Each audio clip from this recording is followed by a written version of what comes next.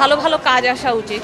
কিন্তু শাকিব খানের চেয়ে আমাদের নিশো অনেক বেশি হ্যান্ডসাম, অনেক বেশি সুন্দর। এটা মেনে নিয়েই আসা হয়। একটা নায়ক, সে টল, সে দেখতে সুন্দর, সে মারপিট জানে, সে নাচতে পারে, তাকে তো আর একটু গ্ল্যামারাস ওয়েতে প্রেজেন্টেশন করা যেত, তাই না?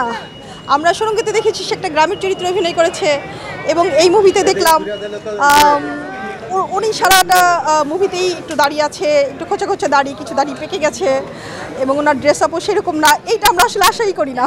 আসলে আমি কিন্তু বলছি না যে ওনাকে নাচতে হবে, গাইতে হবে প্রেমের চরিত্রে, বা ভার্সিটিতে পরে এরকম ছাত্র হিসেবে তাকে প্রেজেন্টেশন করা হোক, সেটাও চাচ্ছি না।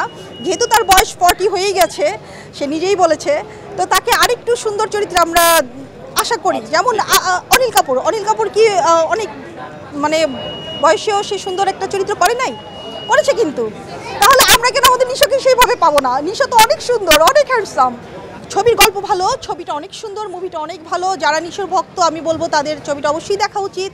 এবং এখানে কিন্তু নিশোকে বাবা হিসেবে দেখানো হয়েছে, এটা আমাদের জন্য একটা বড় প্রাপ্তি, একটা অন্যরকম প্রাপ্তি।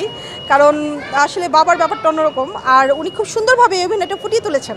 যেহেতু তার হেয়ার স্টাইল অনেক ভালো, একটু সুন্দরভাবে উপস্থাপন করা যেতেই পারে, এটা আমার একটা প্রত্যাশা। তাকে ঠিকমতো ব্যবহার করা হোক। কারণ কি, আমি একটা কথা বলি, শাকিব খান, হ্যাঁ আমি তার কথা বলছি, সে তো এফডিসি বেস্ট নায়ক, তাকে তো সেইভাবে শিকারির ছবিতে সেইভাবে প্রেজেন্টেশন করা হয়েছে। কিন্তু শাকিব খানের চেয়ে আমাদের নিশো অনেক বেশি হ্যান্ডসাম, অনেক বেশি সুন্দর, অনেক বেশি গ্ল্যামারাস। Crushing on him. তো যা হোক, তাকে সেইভাবেই প্রেজেন্টেশন করা হোক। আমি মনে করি হোয়াট এভার দ্য এজ, তার বয়স যাই হোক, তাকে আরো সুন্দরভাবে উপস্থাপন করা হোক। শি ডিজার্ভ ইট।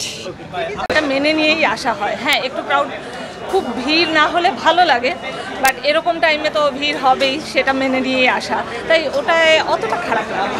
অবশ্যই আশাবাদী, ভালো ভালো কাজ আসা উচিত, ভালো রকমের গল্প আসা উচিত। আমার মনে হয় আমাদের ভালো গল্পের খুব অভাব।